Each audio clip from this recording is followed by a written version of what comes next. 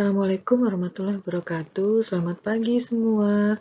Ketemu lagi dengan saya Bu Yanti. Kali ini dalam pelajaran kewirausahaan tentang peluang usaha. Semua sudah siap ya? Sebelum kita mulai, kalian harus tahu dulu tujuan pembelajaran kita hari ini. Yang pertama adalah menerangkan peluang usaha. Yang kedua, menentukan sumber peluang usaha dan cara mengembangkannya. Yang ketiga, memilih pemetaan peluang usaha. Yang keempat, menentukan peluang usaha produk atau jasa. Dan yang kelima, mengembangkan peluang usaha. Oke, kita mulai dulu dengan menerangkan peluang usaha ya.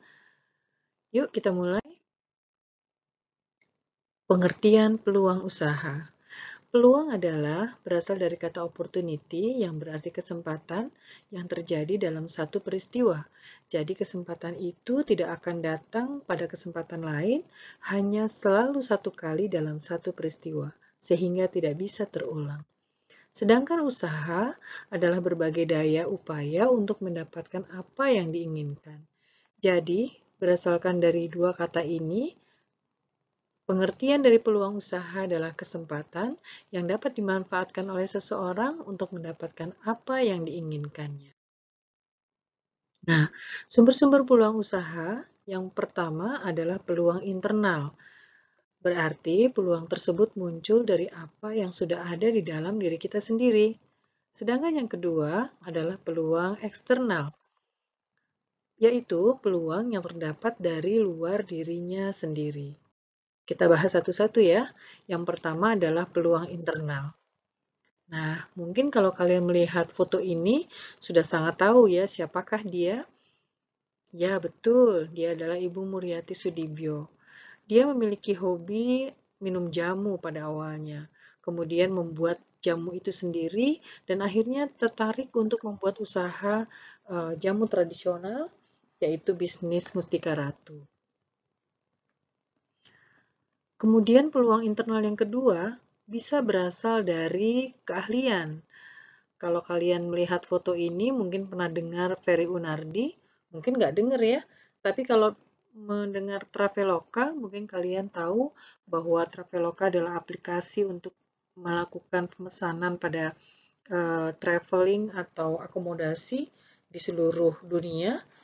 Diawali dari Pak Ferry Unardi yang memiliki keahlian software engineering, kemudian dia membuat aplikasi Traveloka. Kemudian ini pasti tahu semua ya. Ya, betul, Chef Renata.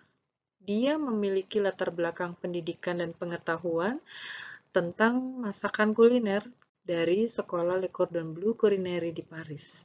Dari latar belakang pendidikan ini, dia membuka bisnis restoran rumah dining yang sampai sekarang masih berjalan. Nah, kalau ini juga pasti semua sudah tahu. Ya, Inul Vista. Berdasarkan pengalamannya sebagai seorang penyanyi, maka dia membuka bisnis karaoke Family Inul Vista. Keempat ini adalah peluang internal yang berasal dari dirinya sendiri. Nah, coba kalian cari dari diri kalian apakah ada di antara yang keempat ini. Oke, kita lanjutkan dengan peluang eksternal. Nah, bagaimana dengan peluang eksternal? Yang pertama adalah lingkungan keluarga, di mana lingkungan keluarga dapat mempengaruhi jiwa bisnis seseorang. Apabila keluarganya berasal dari keluarga wirausaha, kemudian membicarakan atau mendiskusikan masalah-masalah yang timbul dalam usahanya, itu akan mempengaruhi jiwa bisnis anaknya karena dia mendengar selalu diskusi-diskusi yang dilakukan oleh orang tuanya. Kemudian yang kedua, lingkungan rumah. Misalnya, lingkungan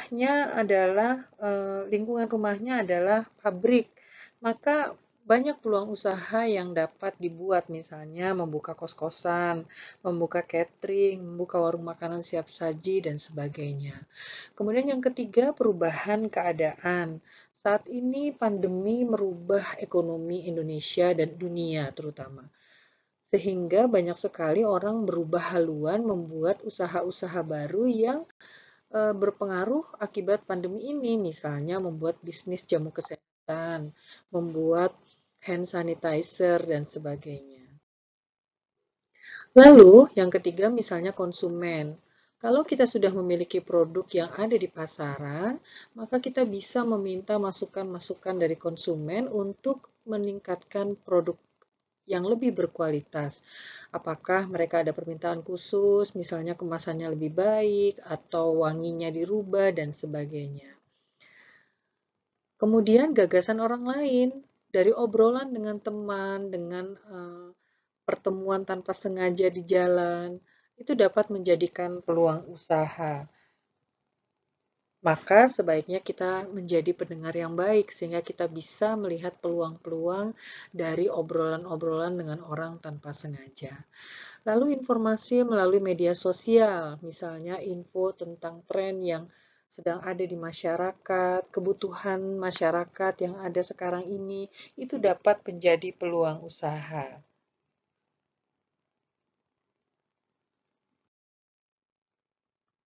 Selanjutnya, kita harus tahu dulu ciri-ciri seorang peluang usaha itu apa aja.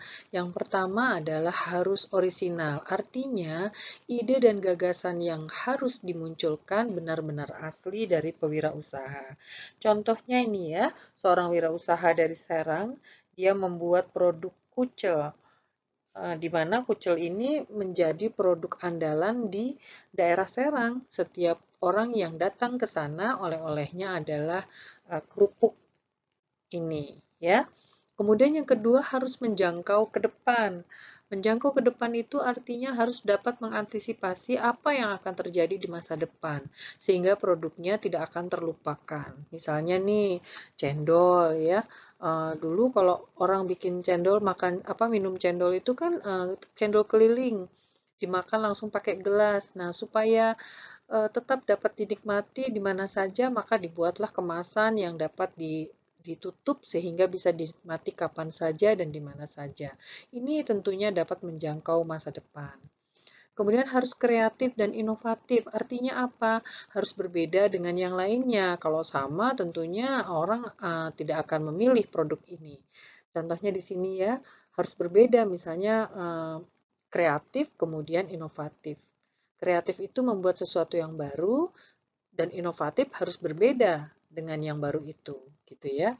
Lalu kelayakannya sudah teruji, artinya ketika produk ini dijual harus memberikan manfaat dan keuntungan bagi wirausaha. Misalnya banyak orang yang franchise, contohnya di sini Blenger Burger, sudah tahu pasti orang akan mencari produk burger ini sehingga tidak akan rugi, gitu ya.